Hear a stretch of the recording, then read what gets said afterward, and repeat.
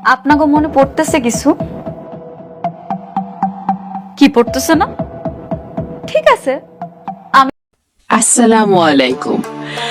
আপনারা যারা নিয়মিত এই নাটকটি দেখছেন এবং এর প্রতিটি মোড় ও নাটকীয়তায় ডুবে আছেন, তাদের সবাইকে আজকের এই বিশেষ পর্বে স্বাগত।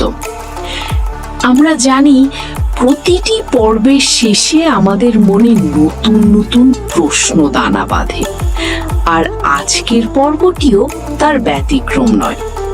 চলুন আজকের পর্বের মূল ঘটনা প্রবাহ এবং আগামী পর্বে কি ঘটতে পারে তা নিয়ে আমরা বিস্তারিত আলোচনা করি। আজকের পর্বে আমরা দেখলাম মেঘলার প্রতিশোধের চূড়ান্ত রূপ। সে অত্যন্ত সুপরিকল্পিতভাবে রাতুল এবং তার পরিবারের সমস্ত দাপট ধূলিসাৎ করে দিয়েছে।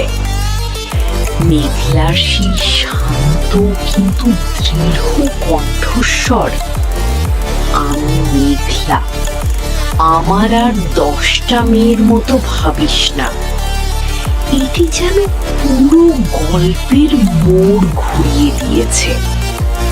যে রাতুল একসময় ক্ষমতার দাপটে অন্যদের তুচ্ছ জ্ঞান করত, আজ সেই রাতুলই মেঘলার হাতে অসহায়। মেঘলারই কঠোর রূপ আমাদের একদিকে যেমন বিস্মিত করেছে, অন্যদিকে তার আগের সংগ্রামের কথা মনে করিয়ে দিচ্ছে। সে কিন্তু চাইলেই অতীতে অনেক কিছু করতে পারত, কিন্তু সে সঠিক সময়ের অপেক্ষা করেছে। আগামী পর্বের দিকে নজর দিলে দেখা যাচ্ছে পরিস্থিতি আরো উত্তপ্ত হতে চলেছে। রাতুল কি আসলেই তার সবটুকু সম্পত্তি হারিয়ে একেবারে পথের ফকির হয়ে যাবে, নাকি পর্দার আড়াল থেকে সে কোনো পাল্টা পরিকল্পনা করছে? আমরা দেখেছি রাতুল এখন পুরোপুরি ভেঙে পড়েছে, কিন্তু মানুষের যখন হারানোর আর কিছুই থাকে না, তখন সে সবচেয়ে ভয়ঙ্কর হয়ে ওঠে। আগামী পর্বে হয়তো আমরা দেখব রাতুল তার শেষ চেষ্টাটুকু করে যাচ্ছে।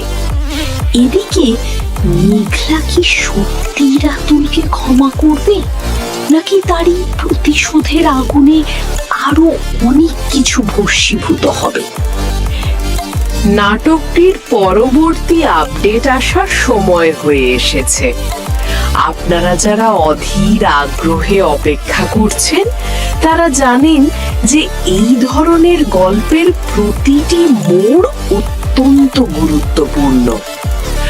আগামী পর্বের প্রকাশের দিনক্ষণ আপনাদের হাতের নাগালের মধ্যেই থাকবে, তাই নতুন পর্বের আপডেট বা নোটিফিকেশন মিস না করতে চাইলে আমাদের চ্যানেলটি সাবস্ক্রাইব করে বেল আইকনটি অন করে রাখুন।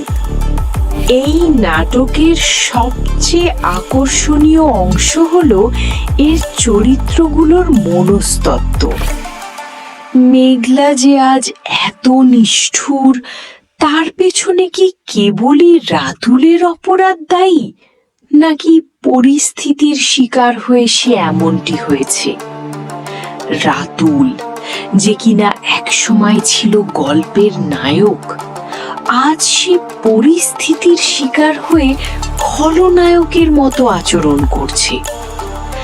আগামী পর্বে হয়তো আমরা দেখব তাদের পারস্পরিক কথোপকথনের কোনো নতুন এক অধ্যায়, যেখানে হয়তো কোনো গোপন সত্য বেরিয়ে আসতে পারে।